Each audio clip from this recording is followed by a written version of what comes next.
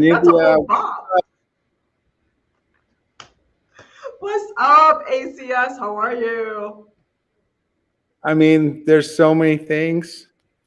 I feel like we could just sit and talk about everything, whatever, for like hours, and at least we'd be amused. But we should talk about something specific. So Let's do let's it. talk about Although, you. Let's talk about you. How about we start with you? why not? My second favorite subject. So who's Nivia? Yeah, let me tell you a little bit about Nivia. So, I am currently a defiantly sparkling engineering director at Spotify.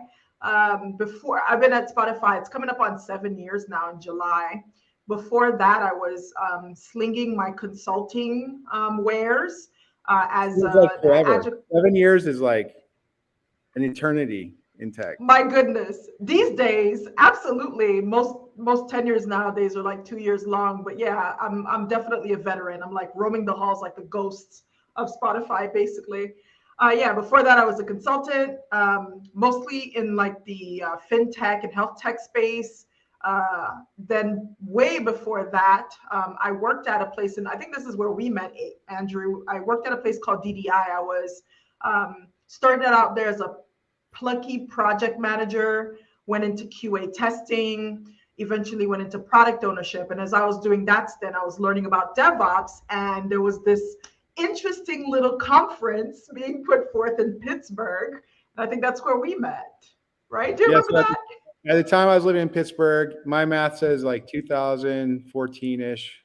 We made the DevOps Days Pittsburgh, and I mean there's a bunch of other adventures, DevOps Days adventures, but definitely at that time you were coming up. You weren't at Spotify yet, so I'm gonna say 8 years about.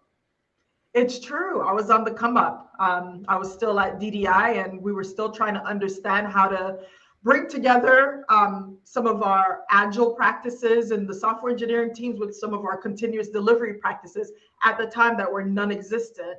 And so I remember that conference and meeting you and others served as sort of the start, the foundation to like understanding how those things came together.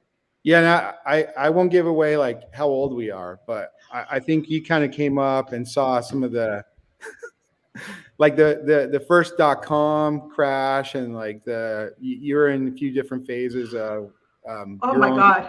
learning, right? So and we talked about all these topics, which we can't go into all the depth today, but like the agile coaching, the QA, did some engineering before you got into the kind of engineering manager roles where you're at now.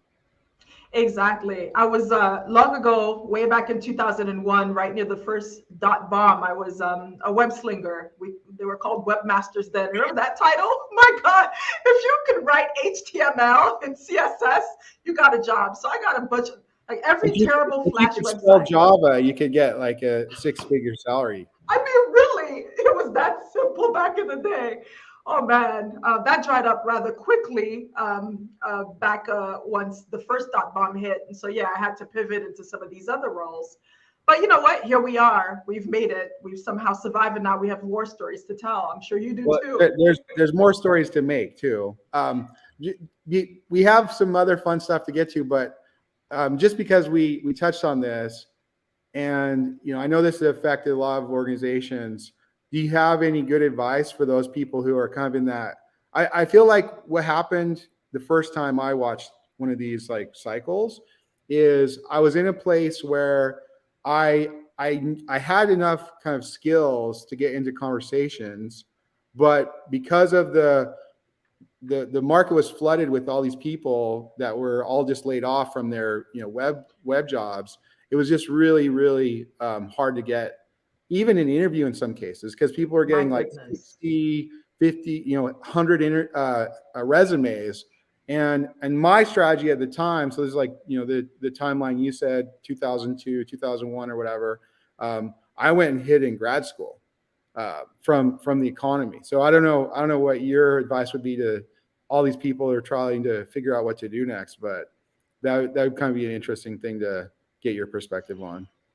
No, you're right. Both of our perspectives too. This definitely feels like a type of deja vu. I feel like between this, the dot, and previously when we hit the housing crisis cycle, and then the dot bomb beforehand, people forget how cyclical tech can be because we have these long periods of like an uptrend. So when these downtrends hit, people get really, really worried. The good news is like, I think it's fairly isolated to tech and the larger, the larger tech orgs, not necessarily permeating the full economic structure. So all that means is like, I don't think this is like a harbinger of even worse things to come.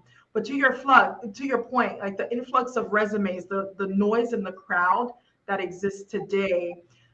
Some things I would say to myself if I were going through this is one, hanker down. If you're somewhere, you might not be at your favorite place now, but that's okay.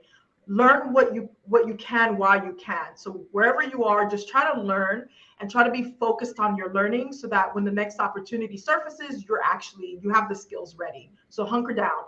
If you find yourself without a job, I know it feels like despair, but as I said, I still believe that like the overall economy and market is strong, which means that I think we'll bounce back. So what you need to do right now is you need to be leveraging your networks. You need to be getting out there to meetups, to virtual sessions, all of those things that you need to connect to people, and you need to start understanding where they and their organizations plan to be when things go back on the upstream, when hiring reopens, when things level out. So make those connections. You said that you hid back into a graduate degree. I don't think that was hiding. I think that was very smart. And that might be another thing folks should do. Go back into learning mode. Find out, for example, we have Chat GPT. We have a bunch of things coming up. Find out and spend some time researching and learning about them, because when the economy reopens and when this tech cycle sort of hits the upswing again, those are going to be nascent skills that people are looking for. So do that for a while, and keep your connections open, as I mentioned. So all great advice.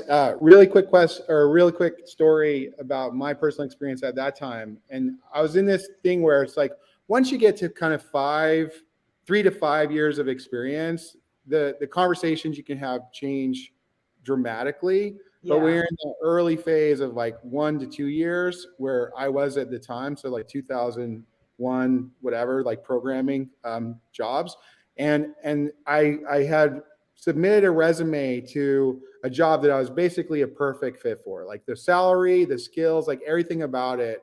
They weren't trying to pay like too much. And I didn't get an interview. And so I reached out to the hiring manager and I asked him for feedback on my resume, right? My application. And that's another thing that everyone should take away is people Very love, smart. like I always ask for advice because people love to give advice. They love to feel like they're in the position to give advice. So I asked this manager what they were seeing, or what I could do to kind of improve or like get into these interviews. And the person came back with, well, we got all these resumes, and it was like 100 or something, and we it was a Java programming position, and we had a number of people that had 10 years of experience. And it's like, okay, let's do a little math. Okay. So Java came out in 1995 and it's 2001. So good luck with that. Somehow the math is Good luck. not. The math is not mathing right now. So yeah. And it's just like, it's an irrational conversation at that point to be like, oh, like just be like 10 years experience. Okay. Go back in time and learn Java before it was invented. Obviously, what was wrong with that advice? So let's fast forward to the state of, I mean, we've had a number of conversations over the years and a number of conversations recently about the state of all these practices, the state of these methodologies. And, Spotify's been center of certain conversations, sometimes probably against Spotify's will, maybe, but maybe make some comments about the way things have evolved there and your understanding of those dynamics that exist inside of Spotify and outside. Yeah, this is great because I do want to get into.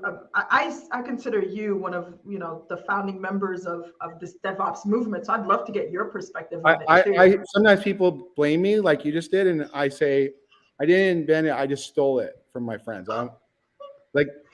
You championed it. Is that better? I, Championed. I am definitely a champion at times, but good artists steal, and great DevOps steal the most. So There you have it. There's nothing wrong with that. And speaking of stealing, so to your point, I got into Spotify actually because I was curious. I was consulting and I kept hearing, well, the Spotify model. And I kept thinking, there's always this interesting about models, which is like nobody really, they're abstractions and nobody really understand what they mean. And then they try to apply it and to varying levels of success. And so while I was consulting, I was mostly in the agile space, a little bit of in the DevOps space. I was at a very large financial institution that will remain nameless to protect the innocent. But they to brought in protect the some guilty. to protect the guilty. Well, yeah, that's more accurate actually. But yeah, they brought in some big wigs from Boston Consulting Group, and those big wigs wanted to implement the Spotify model and was looking for me for on the ground local help. And I found that very interesting. Basically, their understanding was that they had no foundational understanding of agility, and I mean little a, not big A, because we can get into the big A, and when we talk about guilty and sin and all those things, that's where we can get into some interesting conversations. But they wanted somebody local on the ground to sort of teach the practices, implement squads and tribes and all this lingo. And my first observation was that all they did was pick up the language of the model without fundamentally understanding what agility meant, fundamentally understanding the problem they're trying to solve, making assumptions that this model is a scaled outcome that can be applied to any context. And that's what they just did. They're like, all right, day one, let's rename these teams to squads. Why? Like, I give no context, but that's important because that's the Spotify model. You can probably predict very easily how well that went. And I would say that's probably true in large. I know we're going to get into this more, but that's going to be true wherever you see these types of consultants and these types of dynamics appear, where people hear of something, don't understand their own context, don't understand their own domain, and just try to overlay. So, So there's a few dynamics that used to really trouble me when I was in this position mm, to try, and I'm in that position again right now to try to help organizations get better at these things. And I'll start by saying there's nothing safe about software.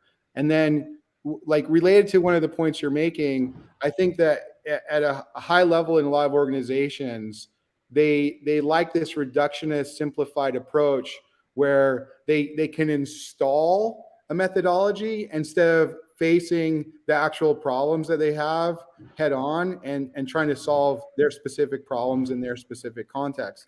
And another dynamic or a related dynamic is you see all these organizations and they're doing kind of like various levels of the things that they understand or the buzzwords that they found on the internet. And then in parallel, there's this industry, this cottage industry that's essentially scavenging buzzwords off the internet. my Once a God, buzzword yes. gets legitimized, they kind of like vacuum it up and put an offer together with whatever the language is.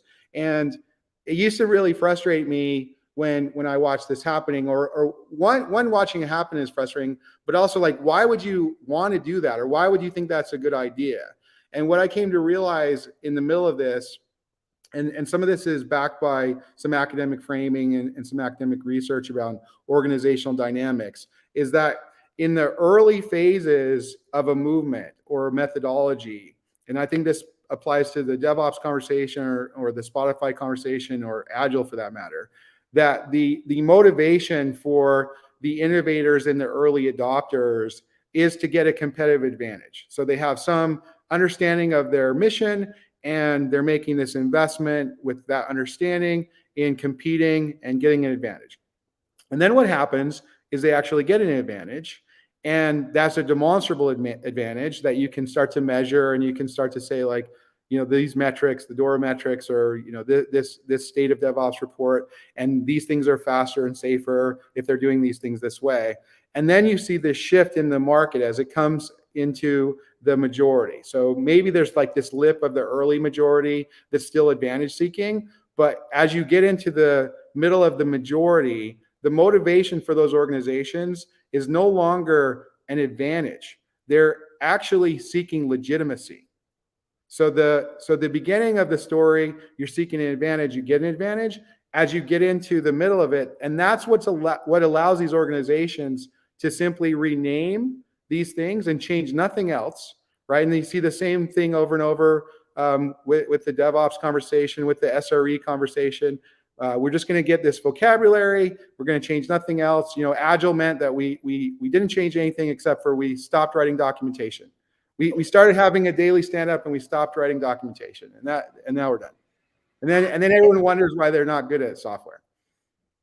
No, this is such a good point, and I love the way you framed it in sort of an adoption life cycle. Or I'm almost like picturing the Gartner hype cycle, as you talked about. Like, what is the behavior and the incentives for like the early motivators, and then the larger masses? And I think you hit the nail on the head. And fine, one can look at this and go, okay, maybe this is almost like natural to go through, and every type of movement will go through this. But what I find is that the lack of curiosity is almost like the essential missing piece.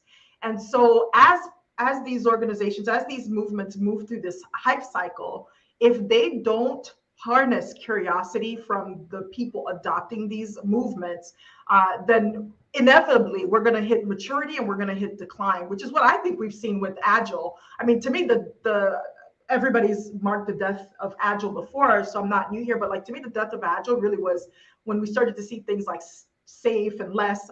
Is it okay naming them, or should I? I basically already did, and I'll name them. Okay, good. My whole goal with Ergonautic right now is to be the company that people call when they realize that safe is a disaster for their company. That's absolute unmitigated disaster. Let us be clear. It is absolute unmitigated disaster. And I was a former certified safe consultant, so I can tell you that is an accurate statement. And that is going to be a great position for Ergonaut. We're trying. There's still time. There's still time to change the road you're on, I think, is the way the lyrics go. Yeah, maybe that is the tagline. There's still time. Like, get yourself out of this like implementation model hell. Call us, because there's still time. Solve the problems you actually have, not implement the solution to some imaginary problem that you may or may not have. Exactly. And to your point, like when we talk about imaginary problems, what do you think, like, what is the story you think these leaders are telling themselves about the problems they have that warrants these like prepackaged and ultimately disastrous solutions, like from your perspective? So it has to do with this kind of institutionalization that I was mentioning, the dynamics of that. And there's like some interesting research and conversations around this where there's things that like over time organizations evolve to kind of look similar. And so there's this mimetic force where they're copying what they believe good looks like because they want to be legitimate. Like these other things happen and they got this advantage, and we want to be legitimate because that's what the cool kids do, so we're going to do this. And then furthermore, and you mentioned a consulting company a minute ago that had been doing the Shopify model or whatever, and there's a number of these, and it's the similar thing for they have an SRE offer, I'm sure, and they have a DevOps offer, and they've like packaged up all the buzzwords, and they're trying to do this thing. But those organizations exist to take advantage of the leadership who believe. I mean, there's an article that just barely came out, and it by name named like McKinsey and a bunch of these top high-level consulting companies that they don't know what they're doing. And it's like, well, duh. And I had this conversation with like a C-level executive in a very large financial institution, and I was kind of like bringing up some of these themes, and his response to me was, when you go to these analysts, when you go to these like integrators that have these brands and have these relationships, you're going to turn in homework that's a C. Like you're going to get a C on your homework, but you're always going to be able to say to your peers and to your leaders that this is what Gartner said to do, right? So it's like cover my ass strategy, not a kick ass strategy. So Let they me know. Go ahead. apologize. I'm just getting so hyped up here, but let me just underscore your point, because literally, one of the uh, when a financial institution I was working with, one of the key rationales about why they were looking at this strategy, and instead of answering fundamental questions at a town hall, when someone asked, it was literally X bank is doing it, and X bank is considered a market leader, and therefore, I kept thinking, my God, like, how can you as a corporate leader stand in front of a group and use that as the basis for changing their entire way of working, their entire life and models that people have depended on and have optimized for better or worse to get through the day and to get their work done, and you're telling them they have to change it without sound rationale, without a fundamental empathy to their state, and it's because another company and another a peer competitor is doing it. That's crazy to me. So related to this kind of like train of buzzwords, the buzzword treadmill.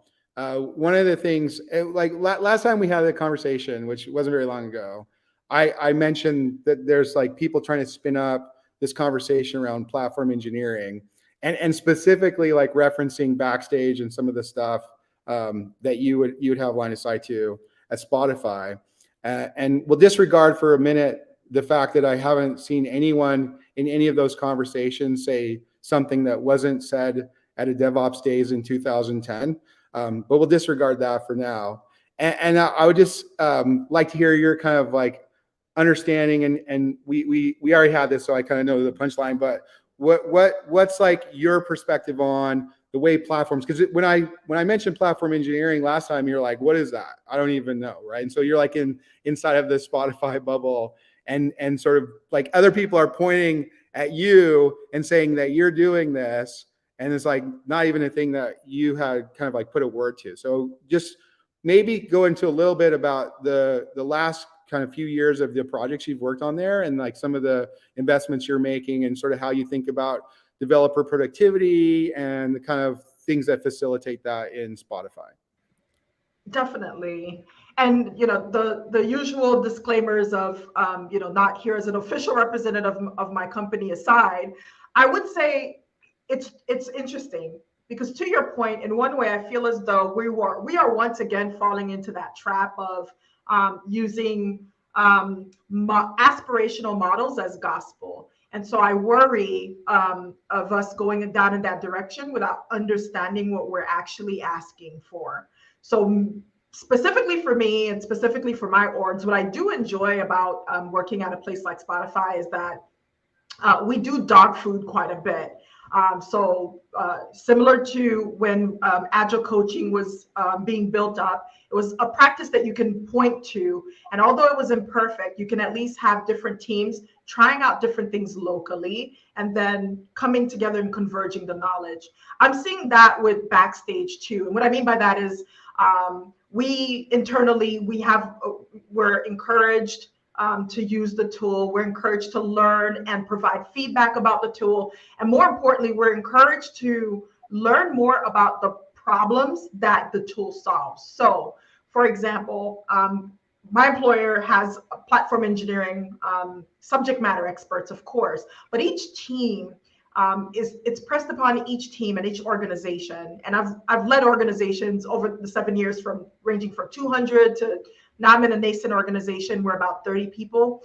We're each encouraged to do what works for our local context. So there's never any forcing of any particular dynamic or tool or model, including Backstage. However, we're introduced to the tool, we're introduced to the problems it's trying to solve, and we have access to the subject matter experts who can then come in and help us almost like shape it to our own space. So, for example, I decided for one of my groups a while ago to start a platform engineering center of excellence. And basically, it was out of a realization that at the time I was in the ad space, and it was a realization that that space operated fundamentally different from the core application, right? different stakeholders, different users most of the time, although there's some overlap. So a lot of the tools we had and a lot of the DevOps tools we had didn't necessarily apply. Definitely in quotes what I mean by that, and we could get into it. They didn't quite apply. And so the first thing I did was reach out to our central group to say, look, I'm looking for observability. I'm looking for dev productivity tooling, and I'm looking for basically finding ways to make to sort of put in some of the SRE practices into life, right? Leave things better than you are, make things easy and ubiquitous to find, make the pain felt by everyone so that everybody feels invested. So how do I do that? The question was never, I'm looking for somebody to help me implement X. It was always from that point. Define From the that problems. Define the problems. Exactly. And I think Google might do this as well. But what I liked about that is in that situation, I didn't get help until I was able to clearly define the problems. I wouldn't have gotten help if I just said, help me install such and such. That's not necessarily the way that we operate. So we did an analysis together. It was very participative and very custom. And then at the end of the day, we had our own instance, our own implementation that felt like almost organic.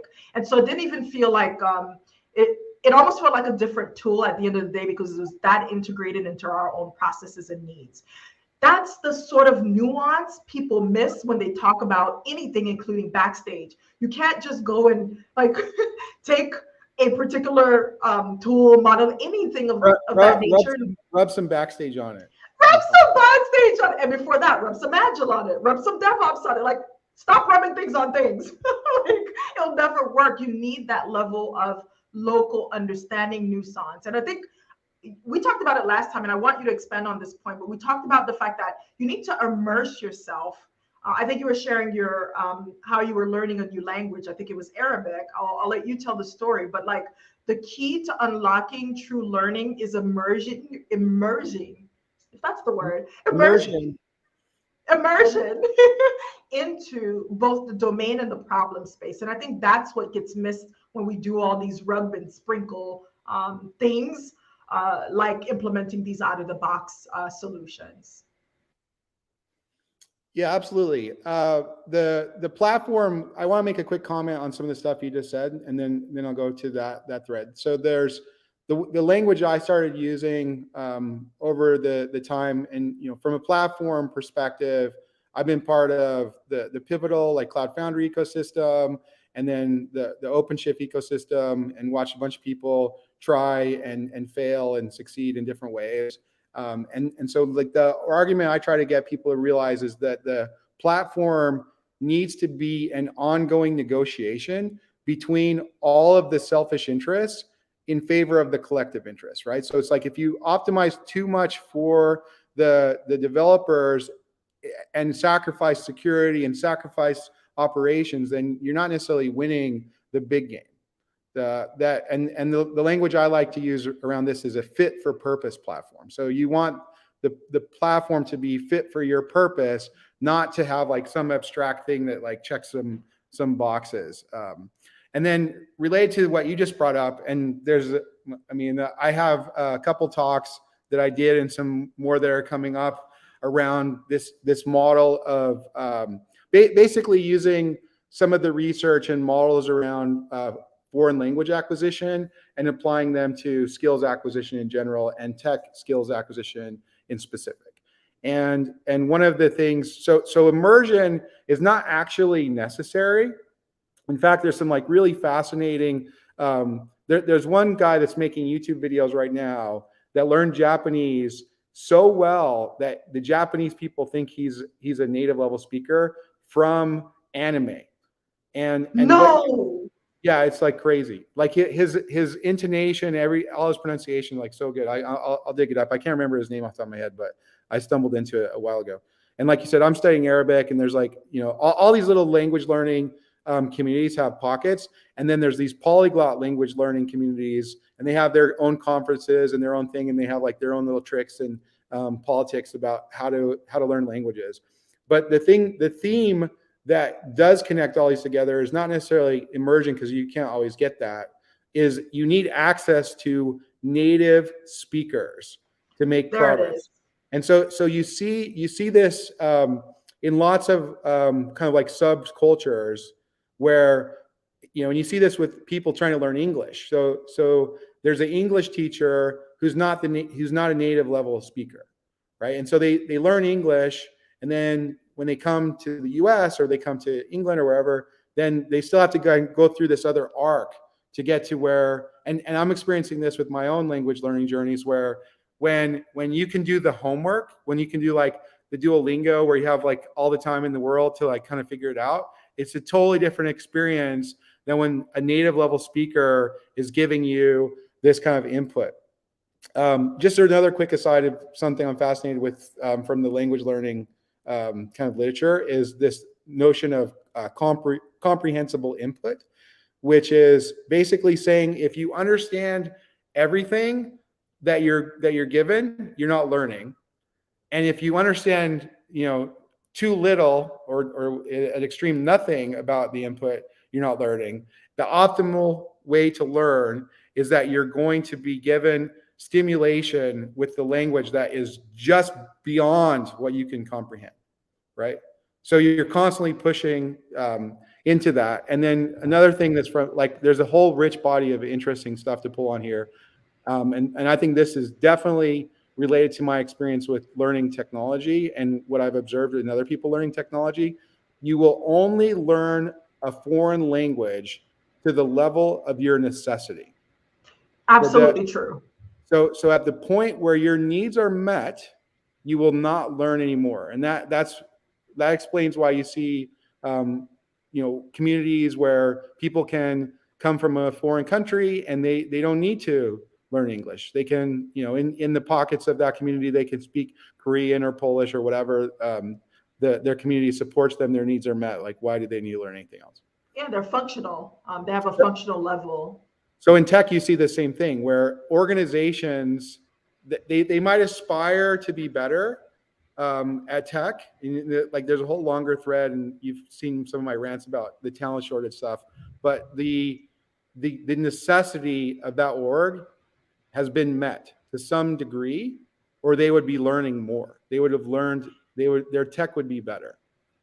This is so fascinating and so good. I love how translatable all three of these concepts are. So the whole thing about having a native speaker to interface with, like to me, that's what I think the original agile coaches and perhaps even Scrum folk, whatever they're called now, Scrum masters and product, like I think they were intended to be the native speakers. The problem is they're not. They were also learners of an abstraction model that then try to replicate it as native speakers. So to your point, finding those native speakers and letting them speak, giving them the space to speak might help reduce some of this like lost in translation we see between like whatever the goal is, the model versus like the reality. And there's sort of a gap between those two. And I wonder, a real native speaker helps you bridge that gap. So I feel like Scrum is like the most tepid, most banal version of like the agile conversation, and then I mean, it's like, a dilution. and then Safe made it worse, right? But if you go Oh to my, like the agile manifesto and like some of the other ideas that were vying for that conversation, there's a lot more rich information. But to another point and another story that you mentioned, when you talk about pick a big consulting company, and they scavenge some buzzword off the internet, pick whatever the buzzword is, and then they come in with these consultants. Most of those consultants have never worked in a place where they're like native level at whatever we're talking about. they Like are pick, not native speakers. They are not right? native speakers. They learned it from an operation manual. And to your point, they learned an abstraction, and so they've diluted it such that it's not even a true representation of the original model. It's like the English speaker. I mean, I know my wife's story because she came from an African country and she learned English, but her English teacher wasn't native level speaker of English. right? And so like I know like her own progression to become an English speaker, and that's the same thing that you're seeing in all these engagements where these big consulting companies are bringing in, they're non-native, and they're trying to teach these other people how to do something they don't know how to do. Exactly. I had the same analogy. I'm a native French speaker. I had a French teacher who was an American who learned it formally, and the delta between our ability to converse was stark. She had wonderful structure, but she could not truly converse. She could not have a dynamic conversation, which to me is your third point about learning just sufficient enough to like your level of need, and hers was Because clear. she needed to do the homework. She didn't need to communicate in real time to another person. Exactly that. Her style won us competitions because it was beautiful. Like it was beautiful. She had like compound sentences galore. But you walk out of the street to speak to anybody who's a native speaker, and they would wonder, why do you sound like a robotic textbook? And that is the Or perfect analogy. this is relevant to my own practice right now because I'm studying like classical Arabic, and when you speak that way, people think you're like you sound like a cartoon character or whatever. Right. How do you do, fellow human? Like, what is that? Exactly. But you're right. The consulting companies, that is the perception internally from engineers, from practitioners, from people who are faced with these real world challenges. They look at you, and there's a sense of a sense of parroting. And that's where a lot of these consulting companies don't even get the respect. Like, even if they learned it the right way and were translating the right way, they don't actually earn the respect of the teams on the ground because they don't sound like native speakers. To your point, they sound robotic, they sound But manufactured. but part of my point is that no one on the ground is a native speaker either, so they can't call BS on it, right? When So you say that, I want to hear more, because when you say a native speaker, when I think of a native speaker in this context, I mean an engineer who is facing down like facing down the fact that, hey, it takes me, days to stitch together a release. It takes me, like, there's no way to hit a button and have it propagate.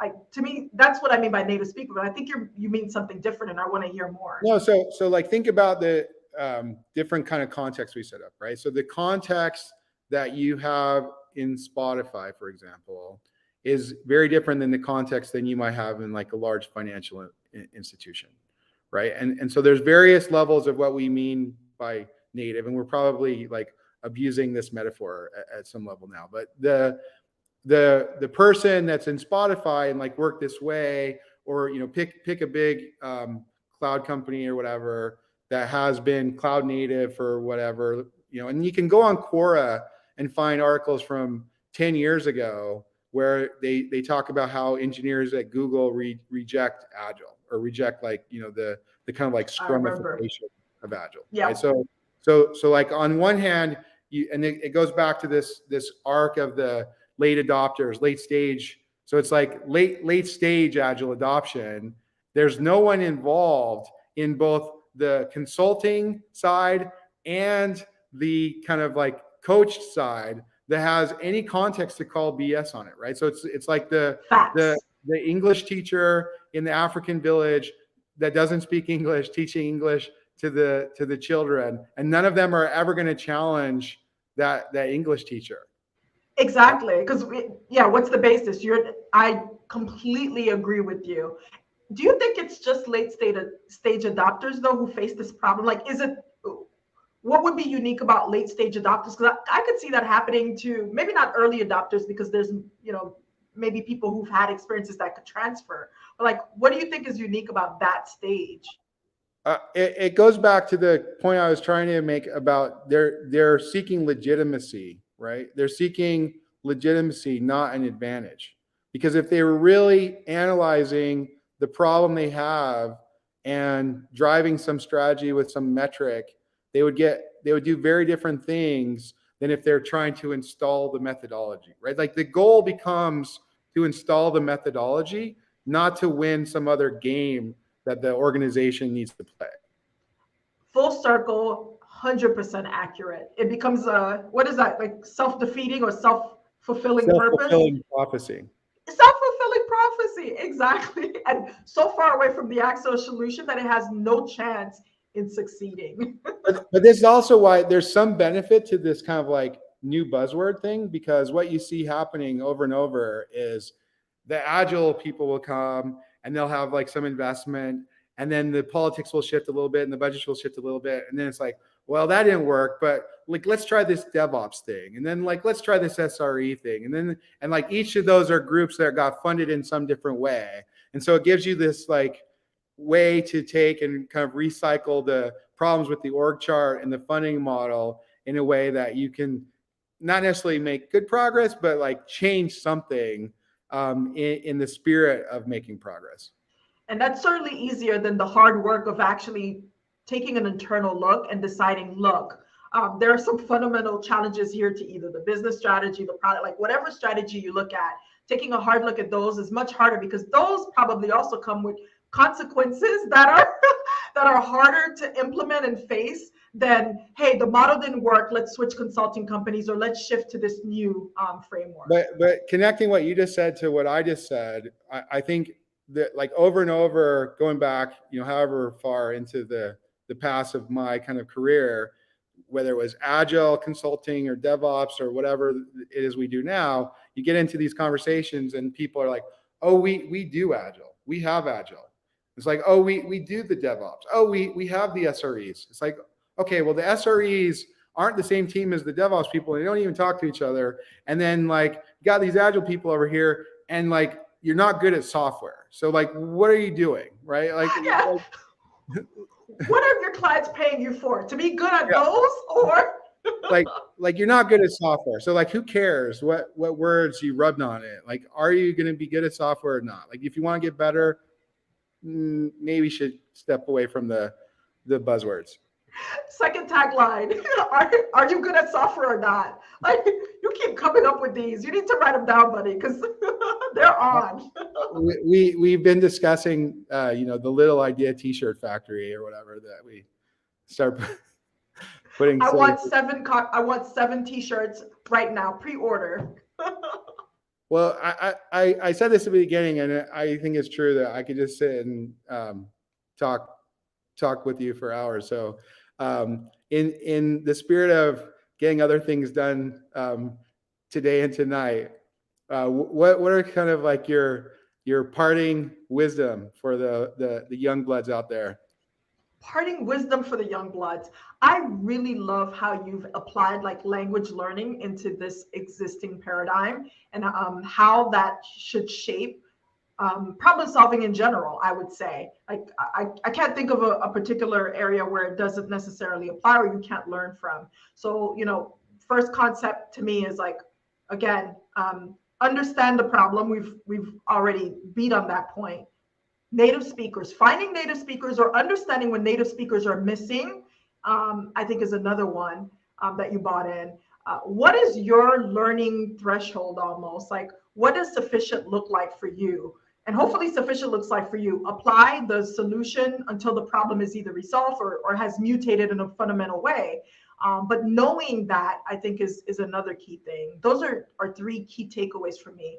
And remember, like, all models are just that. They're models, they're abstractions. There's no way to universally apply them. You have to apply curiosity in order to solve real problems. What are your takeaways? Apply curiosity. Well, one of the things I want to point out is just how grateful I am to have people like you who I know and kind of are doing interesting things that I can share and exchange ideas with. This is a point I made in 2010 when I described what I thought DevOps represented, but I really think this is a model that everyone should take advantage of, and especially those people that we kind of touched on earlier that are looking for their next new thing in the current economic landscape.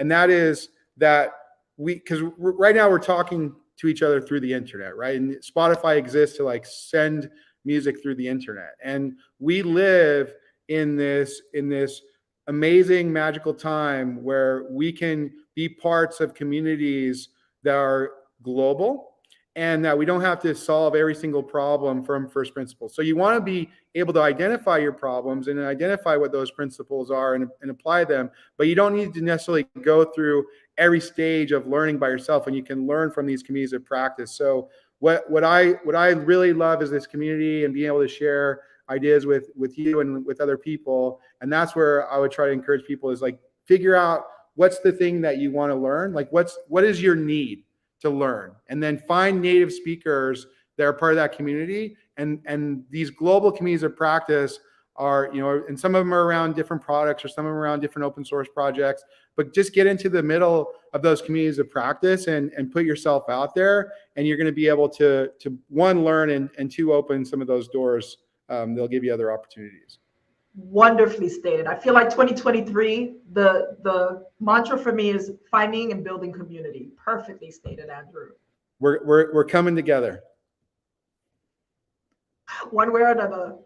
Well, with that, I'll let you get back to your normal, regularly scheduled program. And again, thanks for coming and humoring me. And I look forward to our next conversation. Likewise. Thank you. All right. And now we'll do the outro. So we got a little outro.